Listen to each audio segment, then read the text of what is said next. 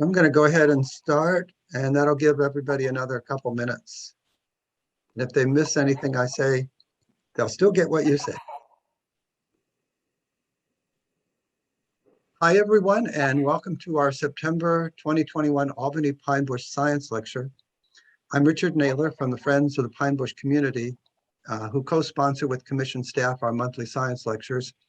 Since we've been doing Zoom, there's been no cookies and no apple cider, and we do look forward to being able to meet everybody in person again, but we're so grateful that we can do this at all. Before we start today's program, adaptation strategies for Northeastern pitch pine barrens in the context of two threats. A couple things. For questions, which we love, we encourage you to use the Q&A option at the bottom of the screen, and then Neil will direct your questions to our speaker, probably at the end. But please add them whenever you think of them. We are working on a new series of science lectures, and we'll be posting that on the web as soon as we get it, and we'll put it in our newsletter as well. Instead, I will mention two upcoming Friends programs. First, on October 12th, Tyler Briggs will present a show and tell about a prescribed burn at Gettysburg National Battlefield. That sounds kind of exciting there. Also, our third book club Zoom discussion is coming up. It will be on Fox and I by Catherine Raven, which has gotten quite good reviews. That'll be on November 16th. Both are planned for 7, and you can sign up for both with a link to the Zoom session on our website. Now, that's about all for me. So on to Neil to introduce today's program. Hey, everyone. Welcome to the monthly science lecture series. As you can tell, I am not Dylan. I am filling in for Dylan, our amazing field ecologist and entomologist. She is off in the Rocky Mountains somewhere, enjoying some much-deserved rest and relaxation with her family and friends. Dylan will be back next month. But I'm Neil Gifford. I'm the conservation director at the preserve. And before I begin and introduce our speaker and her presentation, I thought it seemed worthwhile to note that today is actually the first day of National Remembrance for Indigenous people, and in particular, the plight of Indigenous people and Indigenous children at the infamous Carlisle schools, both in Canada and the United States. So hopefully you all will take a second to think about that difficult and complicated history that we have with the First Nation peoples across North America. It is my great pleasure to introduce Elizabeth Jamison, EJ. I met EJ as a graduate student when she went through the North Atlantic Fire Science Exchange email link, and when she started her grad project looking at stand dynamics of pitch pine across Northeastern pitch pine barrens, thinking about southern pine beetle and thinking about messification within these ecosystems and what that means in the face of climate change and what that means for management. I won't steal her thunder, but it is a great pleasure to have the opportunity to introduce EJ. EJ is a Capital Region native. She grew up, I believe, just outside of Schenectady and was a student at graduated from Shellmont High School. So great to have you virtually back to the Pine Bush. And she also earned her bachelor's degree, or bachelor's of science degree in environmental biology from SUNY ESF, and I believe she has hopefully your defense was successful, and you have now, or about to graduate with your master's degree. So EJ, you have the floor. Like as Richard said, I'll follow the chat and the Q&A, but the evening is yours. Great, thank you so much for the introduction. I will go ahead and share my screen now too. Great. And Neil, are you seeing that in full screen there? Yes. Seeing it? Great. Okay, so hi everybody. As Neil said, I'm Elizabeth Jamison, or EJ. I'm so happy to be here tonight. So yeah, super close to having my master's degree, just finishing up with that paperwork over at the University of Vermont in Tony D'Amato's Silviculture and Applied Forest Ecology Lab. And as Neil mentioned, I grew up in Schenectady, New York, just outside of Albany, and I spent lots of time hiking, skiing, and exploring at the Albany Pine Bush. So when I came across the opportunity to study pine barrens for my master's project, I could not have been more excited. So today I'll be showing the results of this master's thesis with you all, and I'll be sure to have time for questions and discussion at the end. So yeah, you can throw those questions in the chat. So this work was supported by the Special Technology Development Program through the USDA Forest Health Protection Grants and by the Rubenstein School of Environment and Natural Resources. And so the more fun title for this work is It's Lit, Managing Globally Rare Pine Barrens in the Face of Two Threats. So many of you are probably pretty familiar with pine barrens, but I just want to start off by taking a minute to appreciate these really incredible ecosystems. And these are some of my favorite photos that I took in my study sites. These pine barrens are fire-dependent ecosystems, and they contain a variety of unique communities, largely dominated by pitch pine in the overstory, and grasses, forbs, scrub oak, and heath shrubs in the understory. And these communities provide vital early successional habitat to many wildlife species, including the Karner blue butterfly, eastern whippoorwills, eastern box turtles, and many others. And one of my favorite parts about studying forests is getting to spend so much of my time out in the forest with people who are equally as excited about them. But since we can't do that today, I put together a short virtual tour of the Pine Barrens. So you'll see me speaking in this video I'm about to show, but I'll just narrate over it just to make sure the sound comes through all right. But without further ado, here is me in the Albany pine bush back in May. Okay, so welcome to the Albany Pine Bush. I'm at the Pine Barrens there. The Pine Barrens are a globally rare ecosystem that form a mosaic-like landscape of woodlands, shrublands, grasslands, and wetlands.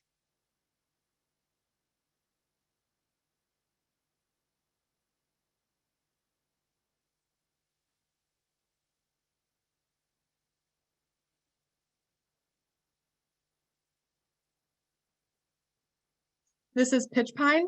It is the dominant overstory species in the Pine Barrens. It is highly fire adapted with thick insulating bark. It can sprout from the trunk and along branches, and it has semi-serotinous cones, meaning that some open only when exposed to fire.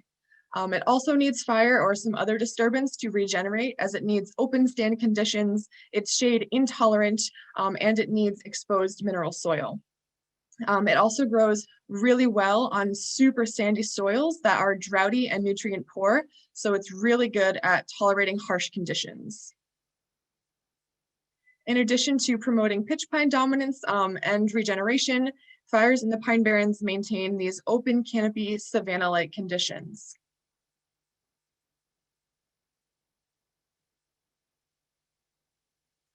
The unique structure and species composition of the plant communities in the Pine Barrens provide habitat to rare and endangered wildlife. And this flower here is wild blue lupine, an important host for the endangered Karner blue butterfly. And here are just some other really great shots of the Albany pine bush. And if you could hear the video, you'd be hearing a ton of bird songs.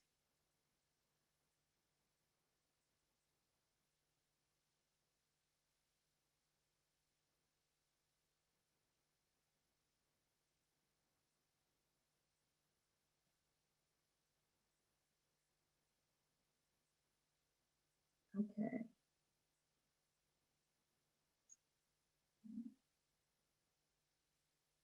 But unfortunately, many of these really ecologically important pine barrens have been developed for commercial and residential purposes, and those that remain are facing two primary threats. And my thesis aims to support the adaptive management of pine barrens in the context of these two threats. The first is messification, and this is a process occurring throughout the eastern United States, resulting from changes to historic fire regimes. And messification has led to the transition of pine barrens communities to mesophytic hardwood-dominated communities. The second really serious threat is southern pine beetle, and this is a bark-boring beetle that has expanded into the Northeast as minimum winter temperatures have warmed. And in the Pine Barrens, southern pine beetle is actually accelerating the successional trajectory of messification by removing canopy pitch pine from stands. So for a quick overview, chapter 1 of my thesis focuses on messification, and I ask, what is the current status of pine barrens? Chapter 2 builds on chapter 1 by focusing on southern pine beetle and asking what factors make pine barrens more susceptible to southern pine beetle. And then finally, in my last section, I'll be showing you how this work can actually be applied. And to start off with chapter 1, I kind of want to take a step back and talk more broadly about fire-dependent ecosystems and fire itself. So although it's often overlooked, fire is a major ecological and evolutionary force. 40% of the global area of major habitat types experiences regular fire. And many of these ecosystems are savannas and grasslands, and here are some of the most well-known. This is an Australian savanna where hawks have actually been observed to spread fire to smoke out prey. This is the Cerrado in Brazil, savannas in Kenya, and this is some tallgrass prairie in the Flint Hills here in the United States. And why is fire so important to these ecosystems? Fire is characterized by fire regimes or repeated patterns in fire spread. So how the fire is moving both vertically and horizontally across the landscape. Seasonality, what time of year fires are occurring. Fire size, how big is that burnt area? And then lastly, these two, which are the primary components of fire regimes. Fire interval, which is the amount of time between fires, and fire intensity, which is the heat per unit time generated by fire. And so depending on all these characteristics, you can see how a fire could fall anywhere in the spectrum. And here is just a quick visualization of a fire regime with these larger flames corresponding to a more intense fire, and these arrows indicating time since previous fire. So as these patterns continue over time, they come to define a region's fire regime. And then these fire regimes are involved in very complex biological and geophysical feedback loops.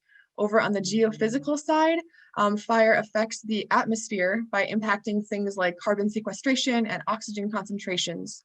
And over here on the biological side, fire affects plant trait distributions through evolution, but also directly by impacting plant communities. And then these plant trait distributions and atmospheric properties impact each other, and also weather and climate and ecosystem flammability, which completes this feedback loop by then affecting fire regimes. So fire is a very complex force, and it is impacting ecosystems across both spatial and temporal scales. And so what happens if we remove this fire? A 2005 study aims to answer this question by modeling the global distribution of ecosystems in a world without fire. They found that without fire, major biomes, especially grasslands and savannas, homogenized into forests. And you can see that in the results of their model here. So this map on the top shows % tree cover across the globe under their fire off simulation. And if you compare that to the fire on simulation, you see that tree cover in fire off increased drastically in many different regions. And as you would expect, their fire on simulation looked pretty similar to the actual global tree cover. And so this process of succession to forests caused by the removal of fire has been termed messification.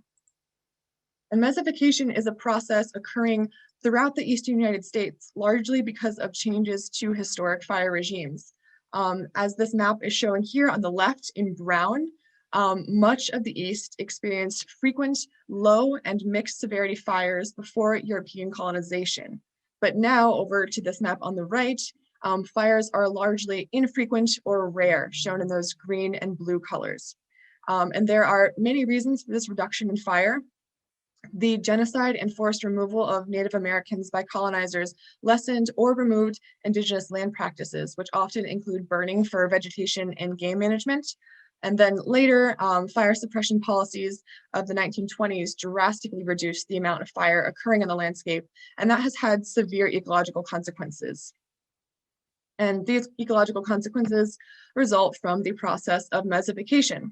So messification is a positive feedback loop in which conditions continually improve for shade-tolerant mesophytic species and worsen for shade-intolerant pyrophilic species. So without fire, canopies close. That increases the amount of shade, which promotes even more shade-tolerant and mesic conditions. And then that reduces flammability, due to the accumulation of that mesophytic leaf litter and the establishment of a cool, humid microclimate. So as this process proceeds, it becomes increasingly difficult to reintroduce fire to the landscape. And that has led to a shift in ecological communities throughout the East, which is what this map is showing. In general, vegetation patterns have homogenized throughout the East, and this transition of oak pine systems in brown here to oak mesic hardwoods here in this kind of gray color is particularly evident. And if we zoom in on the Northeast, that brings us to my study system. So mesification threatens the persistence of distinct fire-dependent communities in the Pine Barrens. But as research has shown, management that restores historic disturbance regimes has been shown to preserve and restore these communities. And so for these reasons, my first chapter assesses the range of conditions present across Pine Barrens communities and management strategies at 2 different sites. The 5 different communities we sampled include a grassland, barrens, shrubland, woodland, and forest. And then we also sampled 4 different management strategies. 3 of these are active, so burning, thinning, and burning and thinning. And then we also sampled stands that had not been managed. So adding to the baseline data available for these systems can help justify future conservation initiatives, identify communities in danger of being lost, generate benchmarks for management, and also in general just ensure that management is achieving desired outcomes. So for this chapter, I collected data from 2 pine barrens, the Albany Pine Bush in Albany, New York, and then the Ossipee Pine Barrens over in New Hampshire. Many of these barrens shown here were managed by fire with Indigenous people to promote desired plants and manage game. And since conditions in the Northeast are not prone to lightning ignited fires, it was likely Indigenous land management that maintained pitch pine and grasslands in the Northeast. So the Albany Pine Bush, which you are all familiar with, is located between ancestral lands of the Mohawk people to the west and the Mohican people to the east, and has been managed by the Albany Pine Bush Preserve Commission since 1988.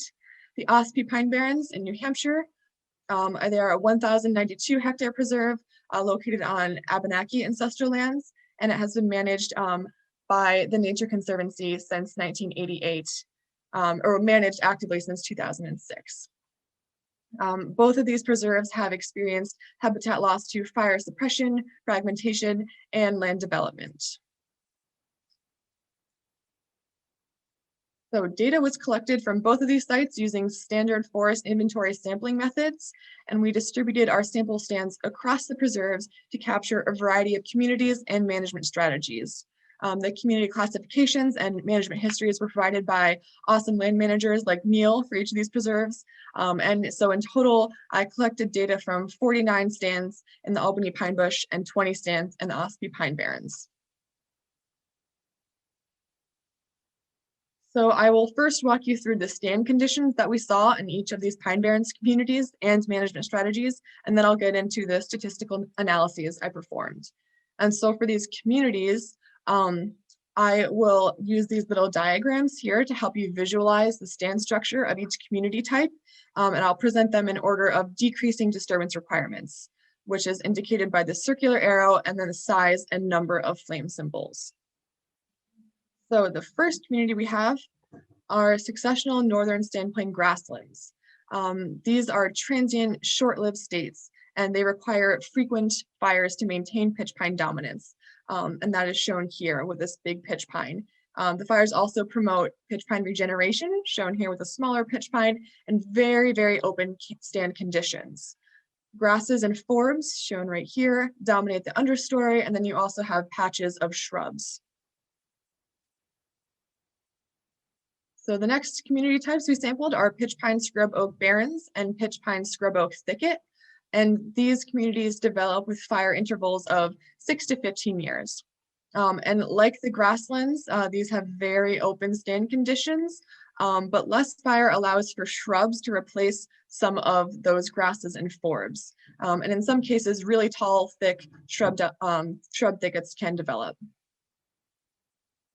In the absence of frequent fires, you have pitch pine scrub oak woodlands starting to develop, and these have a fire return interval of 20 to 40 years. And this allows for more trees to survive and therefore for stands to become more dense, still largely dominated by pitch pine, and then also the understory becomes dominated by scrub oak. Pitch pine oak forest is the latest successional community type we sampled, and this has a high intensity fire return interval of 40 to 200 years or a low intensity fire interval of 5 to 40 years. And so this allows for increases in tree density, which you can see here, canopy closure, and also oak dominance shown in these hardwoods. But with prolonged fire absence, these communities transition to mesic forests dominated by hardwoods like oaks and red maples, and also by white pine. And these mesic communities do not support that really unique early successional vegetation structure or species assemblage that is important for many declining wildlife species. So here are some diameter distribution graphs just to give you a bit of a better idea of these stand conditions. So these are diameter distribution graphs for the Albany pine bush. So diameter classes on the x-axis are 10 centimeter bins, except for the first one, which has trees 7.5 to 10 centimeters in diameter. And then the y-axis shows the number of trees per hectare that fall into each size class bin. And then the shading of the bars corresponds to different species, with pitch pine in this black color here. So the pitch pine scrub oak thicket had the fewest trees per hectare at the Albany pine bush, and that may be because there are some pretty tall, dense scrub oak shading out pitch pine. The thicket, the grasslands, and the barrens were all dominated by pitch pine, again in black, but also contained some oaks here with like the dotted color. The pitch pine oak forest by far had the most trees per hectare, if you notice the different y-axis here. And they also had more oaks, red maple, and white pine. Here are the same graphs, but this time for the Ossipee pine barrens, and stands in Ossipee were in general denser than in Albany. So the diameter distribution of the thicket in Ossipee was similar to Albany. The woodland in Ossipee was more dense than the barrens in Albany, but they were still dominated by pitch pine. And then the pitch pine oak forest in Ossipee was even less dominated by pitch pine, particularly in these smaller size classes. And that implies that these oak forests in Ossipee are in a later transitional state than the ones in Albany. So now I'll get into my management strategies that we sampled before I get into statistical analyses. So again, we assessed stand conditions at 4 different management strategies: prescribed fire, thinning, fire and thinning, and no management. And these treatments are applied at both preserves to meet ecologic, economic, and fuel reduction goals. As I've already mentioned, fire is really important to these ecosystems. It promotes pitch pine dominance, provides cues for seed germination, increases the amount of dead and charred wood, and then also just maintains Barrens conditions by reducing things like soil nutrient stocks, organic matter, and soil water retention. And thinning has also shown to be highly effective in promoting ecological health and reducing crown fire risk, and it offers a less operationally intensive alternative to burning. Mowing is also often used as a supporting treatment to reduce fuel loads and scrub oak densities, but since it's rarely used on its own, we didn't include it as one of the primary management treatments. So here are some photos of prescribed burning over at the Albany pine bush. This is a resprouting pitch pine stump in Ossipee pine barrens. I just love that photo. And then this is a stand in the Albany pine bush after it had been mowed. So here are some more diameter distribution graphs for managed on top and unmanaged stands at the Albany pine bush and the Ossipee pine barrens. So you can see that managed stands here on top had fewer trees per hectare. Again, there's different y-axes here, and greater pitch pine dominance than their unmanaged counterparts. And something really interesting to note, and something somewhat expected, is that all of the managed stands were of the more open canopy communities, so the grassland, barrens, and shrublands, while the unmanaged stands tended to be the woodland and forest community types. So this helped get the preliminary assessment of stand conditions down. So then I moved on to actually performing statistical analyses on this data. And I used 2 primary analyses. The first is a permutational multivariate analysis of variance, or PERMANOVA, and it evaluates whether stand structure and composition differed between community types and management strategies. So the results, which are shown here, indicate that yes, the overstory structure and composition differed significantly between community types, management strategies, and sites, but not in their interaction. And again, here are just a few more photos that help illustrate these differences.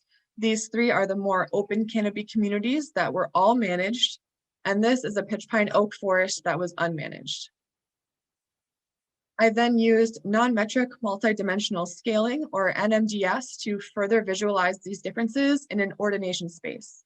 So this NMDS was run on key pine barrens characteristics shown in these different vectors, with color corresponding to the different pine barrens communities. So each dot here represents a stand positioned in the ordination space based on these characteristics, and stands that are closer together are more similar, stands that are further apart are more different. And so one big thing to draw from this ordination space is the distinction between community types. The more open communities, the pitch pine scrub oak barrens in orange and the thickets in purple, are localized in the direction of quadratic mean diameter and proportion pitch pine. The grassland did not have enough replications to generate a hull, but its points fall between or within the barrens, thickets, and woodlands. For the more closed canopy communities, so the pitch pine scrub oak woodland in pink and the pitch pine oak forest in teal, are localized in the direction of high stand basal area. But the pitch pine scrub oak woodland had greater pitch pine dominance, so they were further this way, than the pitch pine oak forest, which had more hardwoods.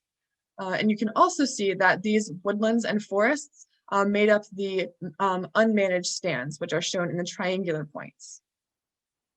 So this is the same exact ordination, but now the color of the hulls is corresponding to management status. Managed stands are in blue and unmanaged stands are in yellow. So this analysis, as well as a pairwise PERMANOVA, showed that managed stands exhibited similar structure and composition regardless of the management strategy. So that would be burning, thinning, and burning and thinning. But these managed stands differed significantly from stands that were not managed in the yellow. Like the open canopy communities, the managed stands tended to fall in the direction of high quadratic mean diameter, which is just the average size of a tree, and proportion pitch pine. While these unmanaged stands, like the closed canopy communities, had higher stand basal areas, they're more dense, and they also had more hardwoods. So just to quickly summarize this first chapter, I assessed pine barrens conditions across communities and management strategies through the lens of messification. And my findings support the concept of pine barrens as a landscape mosaic of distinct communities that are maintained by human and environmental disturbance regimes. And then the findings also indicate that management prevents messification by maintaining conditions historically associated with pine barrens communities, particularly those open stand conditions and pitch pine dominance. Burning, thinning, and their combination all seems to be effective in achieving this. And so with that, I'll move on to chapter 2. So again, chapter 2 is building on chapter 1 by looking at southern pine beetle, which is actually accelerating those successional trends that we've been talking about. And in this chapter, I ask, what factors make stands more susceptible to southern pine beetle? So southern pine beetle is a highly ecologically and economically important bark beetle native to the southeastern United States. Historically, minimum winter temperatures have constrained southern pine beetle to the southeast, but rising temperatures have facilitated its expansion into previously unaffected areas, including the pine barrens. So there has been a lot of damage in the New Jersey pine barrens and also in the pine barrens of Long Island, which are the forests I'll be looking at in this chapter. So this range expansion may very well continue as southern pine beetle suitable climates, shown in these black lines, they are expected to reach 78% of pitch pine forests by 2050. And pitch pine, as you can see here in red, is really on the frontier of this range expansion. And if southern pine beetle continues to expand its range, it can reach the more contiguous pine forests further north and in Canada. Because of its extensive damage in southeastern forests, Southern pine beetle has been called one of the most destructive pine pests. It is a bark-boring beetle that lays eggs in and then feeds on the phloem of pine trees, primarily hard pines. During outbreaks, the beetle uses pheromonal communication as well as volatiles released by pitch pine to coordinate mass aggregations on host trees. Those mass aggregations are capable of killing trees in as little as 2 to 4 months, which is really quick for insects, and can essentially wipe out an entire stand in a summer. So here, these two on the bottom are some photos that I took of southern pine beetle killed trees on Long Island. And here, southern pine beetle is killing canopy pitch pine to accelerate the ongoing conversion of pitch pine dominated communities to oak dominated communities. To avoid serious damage in the southeast, it is generally recommended to reduce pine density, which is what this figure is showing. As pine density increases, the severity of insect impacts also increases. And that is for 3 primary reasons. First, trees in dense stands are less healthy and less able to defend against southern pine beetle. And then second, southern pine beetles are highly dependent on the availability of hosts. And then lastly, open canopy conditions actually allows for airflow disruption to southern pine beetle pheromones. So it's dispersing those pheromones and they're not able to find the trees as efficiently. But density reduction techniques have not been widely applied in the Northeast, and little is known about southern pine beetle susceptibility in the Northeast, where our pine forests differ in species composition, distribution, structure, and site history. One tool that has been very successful in the Southeast for assessing southern pine beetle damage is hazard rating.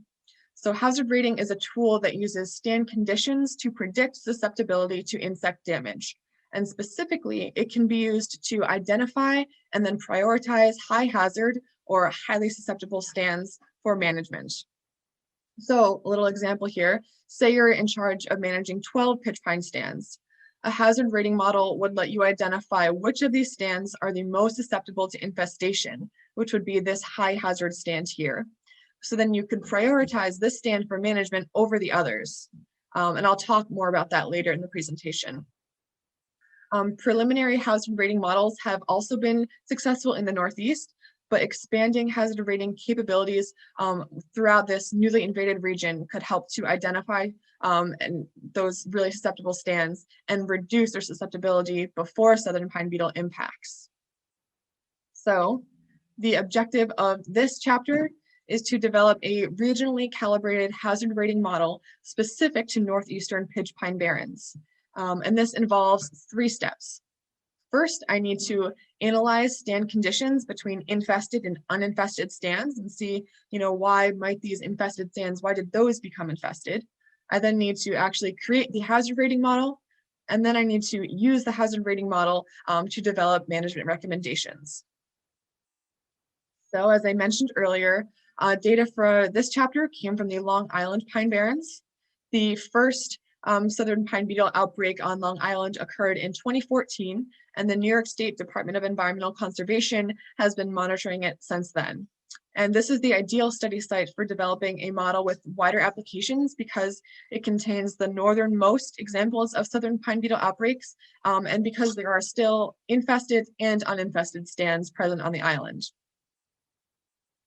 So we use the same forest sampling methods that we did in the first chapter.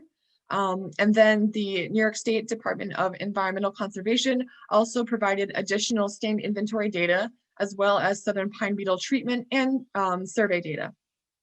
So in total, we utilized data from 117 stands, 78 of which were infested. This map shows the location, pitch pine basal area with these darker colors indicating a more dense stand, and then also the infestation status of all of our sample stands. Stands with a black dot in them indicate that they are infested. And then it also shows previous year southern pine beetle spots in this brown color. And these spots are essentially just groups of infested trees. As you can see, there is a lot of beetle activity across the island, but there are some stands that have not been infested yet. So what were we seeing in these stands? To evaluate differences between infested and uninfested pitch pine stands, I use a test called a Wilcoxon rank sum test, and I did this on stand conditions previously shown to be related to southern pine beetle susceptibility. And so these box plots show some of the main results of this test. I found that total stand basal area did not differ significantly between infested, here in gray, and uninfested stands in white. But I did find that infested stands had higher pitch pine basal area and more spots nearby in the previous year than uninfested stands. This last variable seems a bit random. Previous year southern pine beetle spots within 690 meters. That distance is actually the approximate distance that half of southern pine beetle individuals dispersed within a given year. And then also because land managers are not likely to have current year estimates of southern pine beetle activity when they have to make management decisions. So with this baseline knowledge, I moved on to actually create this hazard rating model. And creating the model occurred in two different phases.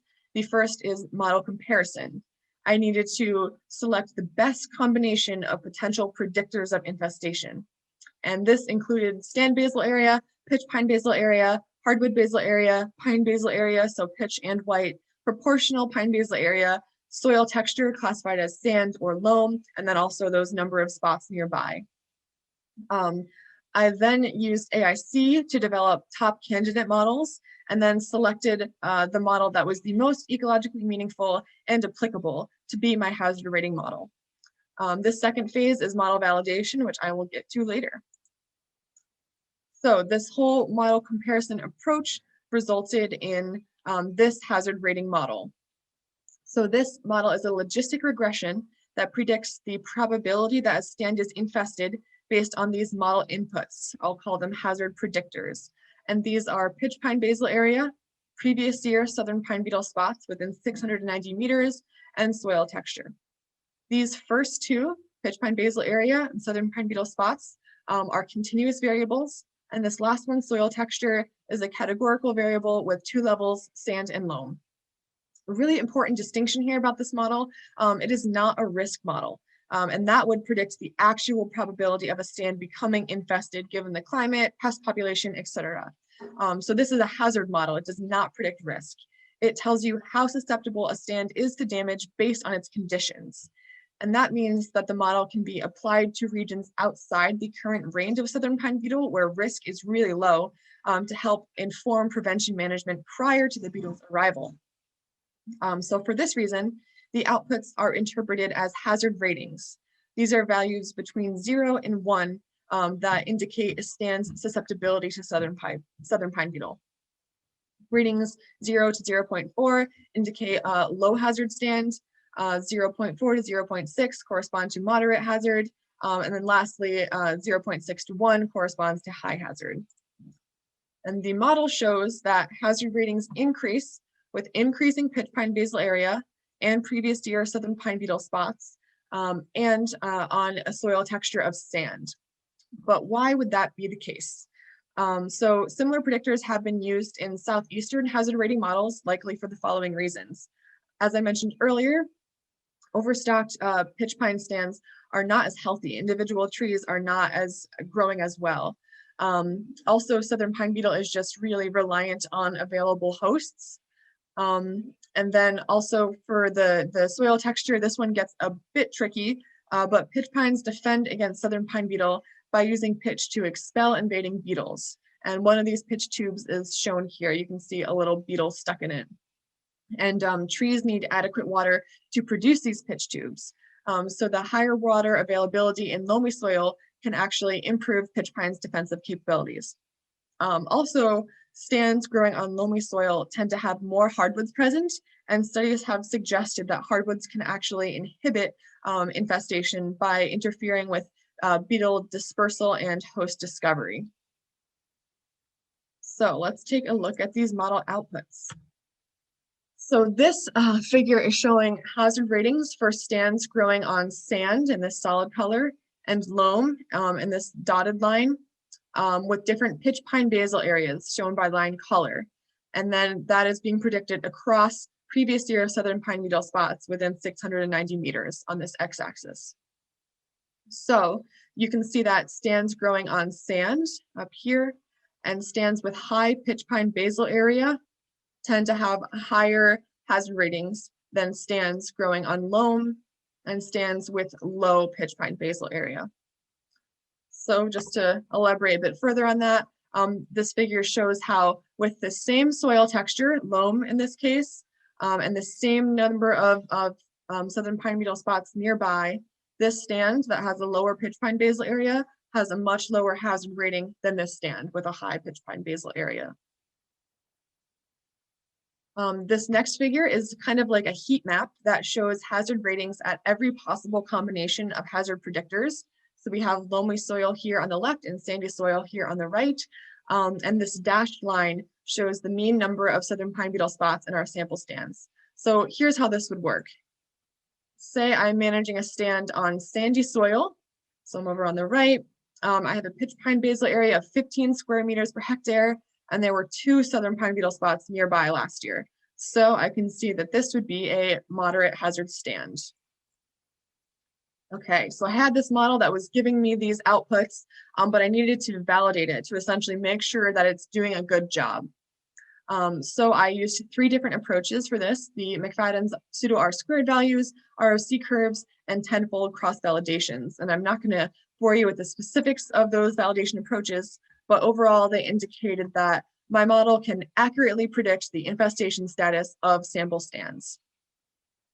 So to summarize this chapter, I developed a hazard rating model that predicts stand level susceptibility to southern pine beetle. The model shows that a stand's hazard rating increases with increasing pitch pine basal area, previous year southern pine beetle spots within 690 meters, and on sandy soils. Okay, so here is this validated model, and now I'm going to show you an example of how this could be applied to actual management decisions. So let's say that I am a land manager of 3 different pitch pine stands, and I want to determine the hazard rating for each. And here are the stands here in these circles.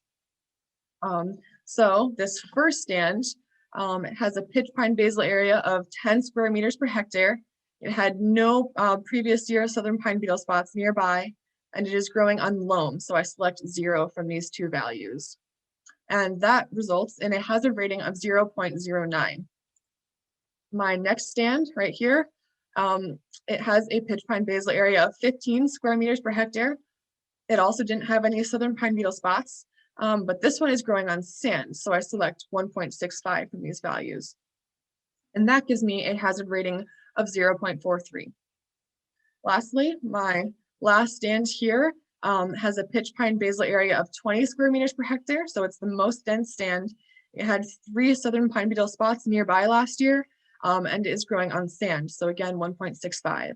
And this gives me a hazard rating of 0.71. So with this information, I find that this third stand should be my #1 priority for prevention management.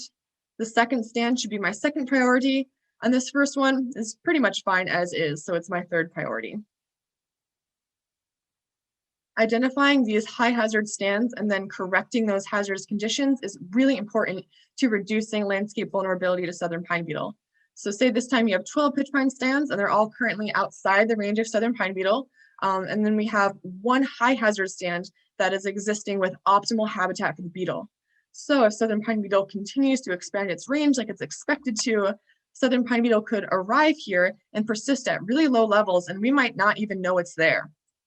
But if favorable conditions arise and facilitate an outbreak, beetle populations would expand into neighboring stands, even if those stands aren't really high hazard. And as this outbreak continues, even low hazard stands are likely to experience insect damage just due to their proximity to these beetle populations. Since land managers can't do much about soil texture or existing southern pine beetle spots, reducing pitch pine basal area is the most feasible way to reduce southern pine beetle susceptibility.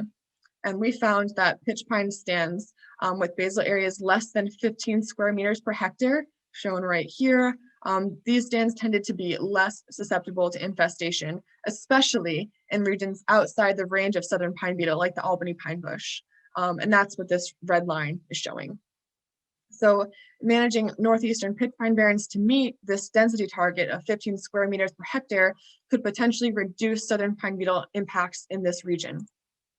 And if you think back to chapter 1, the management strategies we've been talking about that are really important for pine barrens, primarily burning and thinning, are highly effective basal area reduction techniques. So applying these treatments in high hazard homogeneous forests that have resulted from the messification of pine barrens communities, if you return these disturbances at frequencies and intensities consistent with community-specific disturbance regimes, we can actually restore this pine barrens mosaic while also reducing southern pine beetle susceptibility.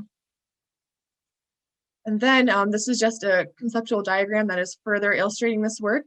We found that existing stand conditions do impact southern pine beetle susceptibility with overstocked stands with lots of source beetle populations growing on sandy soil being high hazard stands. Forest management that reduces basal area will reduce a stand's hazard rating. And these stands with low hazard ratings will be healthier and less susceptible to southern pine beetle. And that is the main conclusion of this thesis. An alignment between treatments effective in reducing southern pine beetle vulnerability and conserving the pine barrens mosaic means that pine barrens can be managed both to improve resilience to future threats and preserve historic ecological conditions. So thank you so much for joining this evening. It's really fun to share this work. A lot of people to thank for their support, especially my advisor, Tony D'Amato, and my committee members, Kevin Dodds, Jen Pontius, and Scott Merrill. Also, thank you to the U.S. Forest Service, University of Vermont, and the Rubenstein School of Environmental and Natural Resources for the funding that makes this project possible, and to the New York State Department of Environmental Conservation, especially Brian Ellis for providing a ton of data from Long Island. And lastly, of course, a huge thank you to Neil for inviting me here tonight and for just all your help throughout this project. So with that, I'm happy to take any questions you all have or just have a further discussion. And I'll stop sharing so you can see my face. Okay, so thank you, EJ. That was fantastic. Folks should be able to simply voice their questions, but we do have, looks like we do have some Q&A in some questions in the Q&A box. So I guess I will start there, but thanks again. Let's see here. Richard asks, how difficult would it be to scale up fire regimes in a broader area to bring back, say, 25% of the pre-colonization era of these habitats in fire? Yeah, that's a really good question. Yeah, it's really tough. I mean, we have in managing with fire becomes a lot more difficult in urban areas, which is what we're seeing at the Albany pine bush. Like I've heard so many times, like if you can burn at the Albany pine bush, you can burn anywhere because you're burning right in people's backyards, you're burning right next to highways and the capital of New York State. So yeah, it's really hard to reintroduce fires to these systems. So I think it would be pretty difficult to achieve pre-colonial eras, but I think we could get closer by doing a lot of the community outreach that Albany Pine Bush is doing so well with talking to people, getting people more comfortable with fire on the landscape and recognizing that it's really important for ecological health going forward. So yeah, thanks for that question. Do any of our participants have questions that are watching that you want to simply unmute yourselves and ask? I think you should be able to do that. Yeah, they can't unmute themselves. Well, they can. Okay. How have we done that in the past then? Just use the Q&A? Yeah. Okay, that's fine. All right. So the other question I have in the Q&A is also from Richard, and he asks about dry summers. And I'm guessing this is kind of looking at potential impacts of climate change. Mm-hmm. But so he asks how are dry summers more hazardous to pitch pines than wet summers? Yeah, that's a good question. The scope of southern pine beetle, I would guess. Yeah, right. So dry summers, droughty conditions, there's a lot of science looking at what makes a stand more susceptible to southern pine beetle, and a lot have looked at the impacts of water, especially because, as I was saying earlier, when trees don't have enough water, they can't pitch out southern pine beetles like they can if they have enough water. So there's a lot of reasoning to think that droughts actually facilitate southern pine beetle outbreaks, and we have seen a lot of those instances. So yeah, when you have prolonged drought, those trees tend to be more stressed and more susceptible to infestation. And also kind of along that note, something really cool they've seen in the Southeast is there have been a lot of southern pine beetle outbreaks linked with actually lightning strikes hitting individual trees and making them very stressed, and then the beetles being able to colonize those trees. Interesting. All right, so I just threw a note in the chat box. I think between the chat box and the Q&A, that's how folks are going to be able to interact with you. Okay. And I had a question, and now I lost it because I was looking at what people were writing. No Sorry worries. about that. So, based on your work, how vulnerable do you how vulnerable do you think the pitch pine stands are farther north of southern pine beetle? Is it somewhat? We've had one trap record recently in the pine bush in Albany. We found I think they one individual animal, but is it kind of inevitable that they're heading north and they're going to get here, and it's a matter of how prepared we are or are not in thinking about how much damage they might cause? Yeah, that's a really good question, and I've thought about it a lot. I think it just really depends. Like you said, you've had those positive trap catches, but you haven't had any actual outbreaks. So there's like two kind of thoughts. When that's the situation, it's like southern pine beetle is either existing at very low populations, so you're not seeing much of them, or southern pine beetle is kind of like hopping far north, which it does, but it doesn't survive the winter. So you just get like individuals hopping up, usually like riding air currents or maybe along birds. We don't know exactly how. So you just get individuals moving a very large distance, but then dying in the winter and not remaining. So I think that the Albany pine bush and also places like the Aussie pine barrens are going to be way less susceptible than say the Jersey pine barrens or Long Island, because the landscape is a lot more fragmented and a lot smaller. So less opportunities for the beetle to establish. So I think it's less susceptible in general because of that. In terms of if there's like a serious risk going forward, I don't know. If the climate continues to warm as expected, and the beetle does get here, yeah, I see it causing severe damage, but only when there are really overstocked stands. I think in like a lot of the Albany pine bush stands that are very open, you're not going to see that type of drastic impacts. So Richard asks, it sounds like southern pine beetles are dependent on pitch pine. Is that so? And I guess to follow up on it, is it exclusively pitch pine or is it others? Yeah, good question. So pitch pine is one of the only hard pines that we have in the Northeast. Yeah, there's a few others, but hard pine is by far preferred by southern pine beetle. So like white pine, for example, is a soft pine. And on Long Island, we've seen southern pine beetle infest white pine, but in order to have a successful brood production, in order for those individuals to survive, they actually have to kill the tree. And they're not able to do that nearly as often in soft pines like white pine. So in the Northeast, pitch pine is by far its preferred species. In the Southeast, it loves loblolly pine. That's one of its big hosts. So a lot of those really ecologically important hard pines in the Southeast are big hosts. And then the other big concern further north than us is jack pine. So that could be another really big host, especially up in Canada. And southern pine beetle hasn't actually infested jack pine yet because it hasn't encountered it, but mountain pine beetle, a similar beetle, has infested like a jack pine hybrid. So people think that if it reached jack pine, that would be another species that it would do a lot of damage to. Interesting.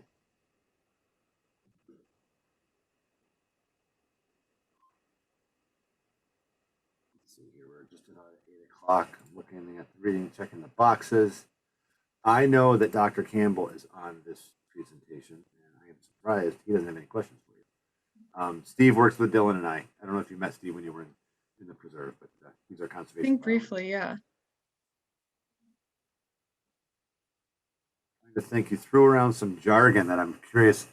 Can you kind of explain messification? Some folks had asked about that early on, and To what degree do you think mesification is altering ecosystems across terrestrial ecosystems across the Northeast? Is it beyond just pine dominated systems that it's problematic?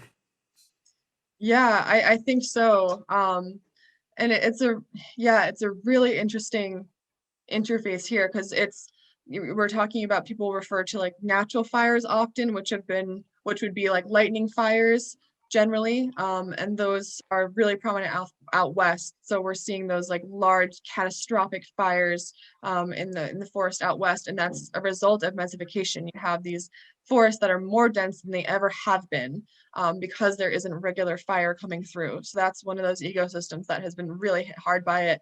And then just like throughout the Northeast, throughout the country, and especially the Northeast, outside of just pine barrens, there's a lot of research going on trying to figure out, like, okay, what were these forests actually like before colonizers arrived and actually increased a lot of the fire. So we had a lot of fire introduced with that, and then the 1920s hit and we like stopped all the fire. So there's a lot of research trying to figure out, okay, what was it like before colonizers arrived?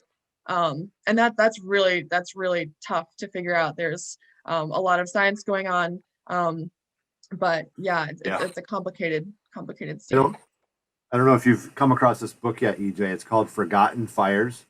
I only recently finished it, and it is an unbelievably comprehensive anthropological examination of indigenous fire across the Northeast that was initially written in the early 1900s, and the ecologist that wrote it was kind of shunned for his views on the dominant way that Native Americans used fire to intentionally manage landscapes. And one of the things that book really illuminates through a lot of hard evidence is just how common fire was all across the North American landscape, outside of, the high peaks of the Adirondacks, places that were too steep, too wet, too secluded to burn. Every place else they burned very, very frequently.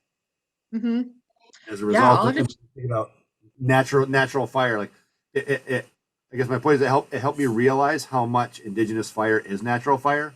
When North America was dominated by communities that depended on fire, where lightning alone would never have sustained those fire regimes.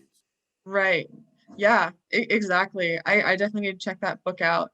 That's a really important thing to note. Yeah, because it's not widely discussed how actively our forests were management. There's this narrative that, like, before colonizers got here, our forests were untouched, pristine, and that's just not the case. There were people here managing our forests for thousands of years.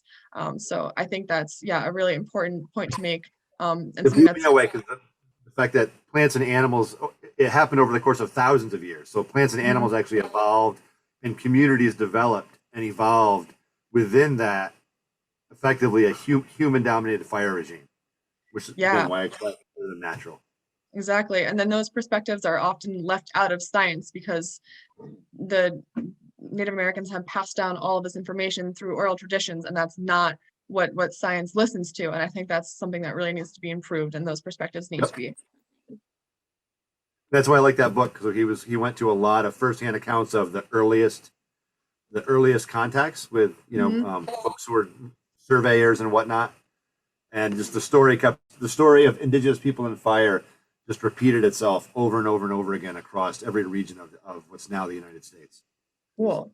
I found it fascinating because it for me it pieced together a lot of the evolutionary ecology of how did we end up with things like Carner blues in New England when an individual butterfly never goes more than a few hundred meters. Right. At one point, those ecosystems had to have been contiguous enough for those plants and animals to spread. Just thinking about what must that landscape have looked like, and what the heck was driving it. Right. Yeah. So interesting. I have to check that out. Forgotten fires.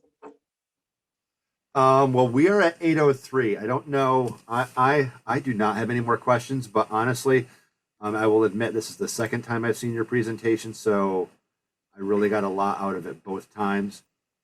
I can't thank you enough for doing this. I'm thrilled that you said yes.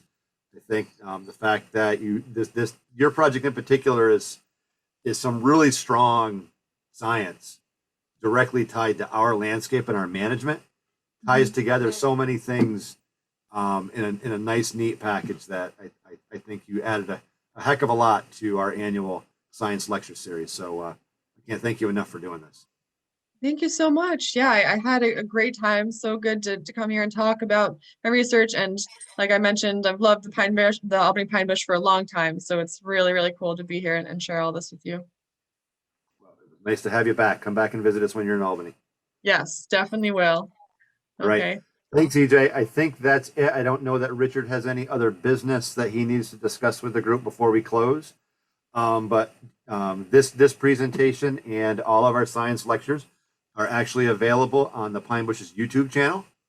So anyone if that is here tonight or that would like to share this presentation with other folks you know, by all means, let them know that they can watch it. They'll soon be able to watch it. I imagine it'll take Wendy a few days to a week to get it up and running on YouTube. But all of our science lectures are available on our YouTube channel. And thank you, EJ, and also thank you, Richard, and the Friends of the Pine Bush community, which is our local friends group that helps support the commission's work in ways that the commission itself can't always do. So we very much appreciate the Friends of the Pine Bush community as well. Thanks again, and have a good night, everyone. Bye. Thank you so much.